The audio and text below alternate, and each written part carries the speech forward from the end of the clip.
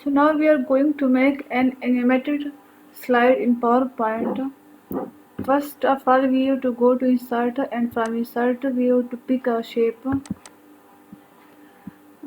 rectangle shape. First one, pick it and drag it. So side पर format background को click कर लेते हैं। आउटलाइन इस फॉर्मेट में जाके no outline and shape fill में जाके हम इसको वाइट कलर कर लेते हैं एंड जो बैकग्राउंड है इसको हम थोड़ा सा लाइट ग्रे कर लेते हैं। That's our shape. अब यहाँ से हम शेप्स में जाके एक ऑल शेप लेते हैं और ऑल शेप को मैं इधर रख लेती हूँ।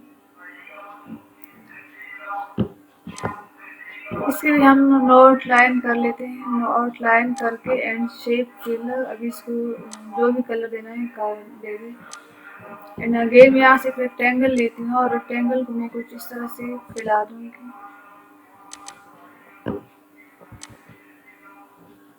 तो रेक्टेंगल को तो सबसे पहले हम यहाँ का शेप शेप तो इसका कलर तो इसका जो भी हो, लेकिन हम यहाँ इसको ट्रांसपेरेंट करते हैं ताकि हमें यहाँ से नीचे जो पार्ट है हमें वो नज़र आने लगे।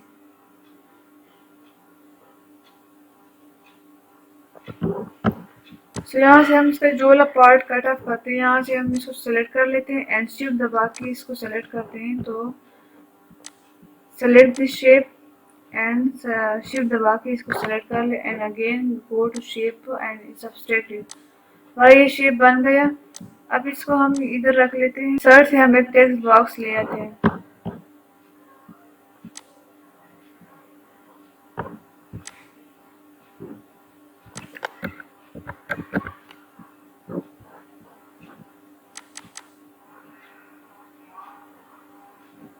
रोटेशन में जाके हम इसको रोटेट कर लेते हैं, रोटेट 90 पर। अब इसको यहाँ से फॉर्मेट चेंज दे सकते हैं, आपके जो फॉन्ट्स वगैरह चेंज कर सकते हैं। इसको मैंने इधर रख दिया। अब हमारा ये शेप बन गया। तो यहाँ पर मैं इसको सिंपली यहाँ पर हमें इसको जस्ट डुप्लीकेट बनानी है। इसको सेलेक्ट कर and duplicate slide.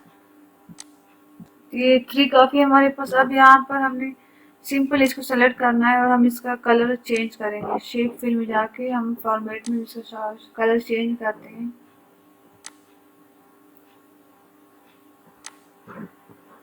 and select that one and change its color.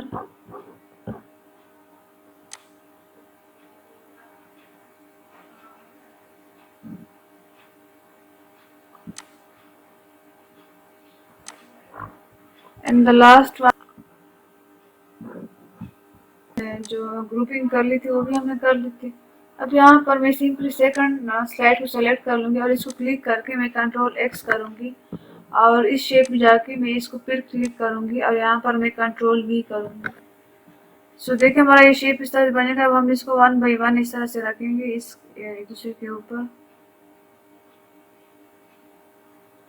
जितना आपने डिस्टेंस रखना है तो उतना ही डिस्टेंस रखते चाहिए। अगेन हम इसको क्लिक करेंगे और इसको हम क्लिक करके कंट्रोल एक्स करेंगे एंड फर्स्ट वन पर क्लिक करके हम कंट्रोल वी करेंगे।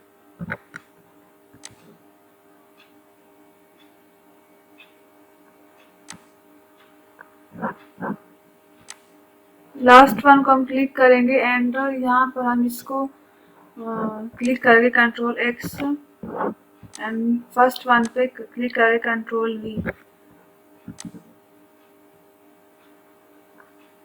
सो ये हमारे पास एक डिज़ाइन बन गई। अब हम यहाँ पर इन सबको 1 बाई 1 डिलीट कर लेते हैं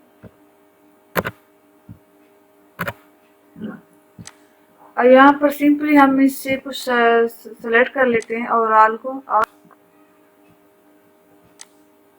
सिंपल यहाँ पर हम डुप्लीकेट स्टाइल बनाएंगे और इसको हम यहाँ से जैसे हमें डुप्लीकेट स्टाइल बना इसको हम यहाँ से ड्रैग करके फ्रंट तक लाएंगे।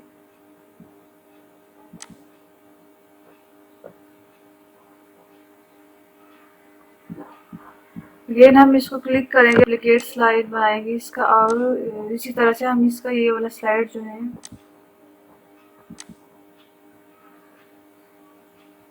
इसको हम इस तरह एनिमेशन दे सकते हैं and again duplicate slide. Select the last one and click on the slider and drag it to the right side. तो इस तरह से हमारे बन गई। यहाँ पर आपको टेक्स्ट में आप यहाँ पर आपने हेडिंग देनी, यहाँ पर आप अपना डिटेल लिख सकते हैं। और अगेन आपको यहाँ से इन सबको ग्रुप करके कंट्रोल ए करके हम यहाँ पर इसको जस्ट सिंपल कंट्रोल ए करेंगे इन सबको, एंड कंट्रोल जी करके, तो आपका एक ग्रुप बन जाएगा। यहाँ से आप इसको एनिमेशन दे सकते हैं, एनिमेशन में जाके, और यहाँ इस तरह से आप अपने डिफरेंट टाइप्स के एनिमेशन स्लाइड्स बना सकते हैं। वन बाई वन हम इसको ग्रुप कंट्रोल ए करके कंट्रोल जी करेंगे, and animation up to you कि आप कौन सी एनिमेशन दे सकते हैं।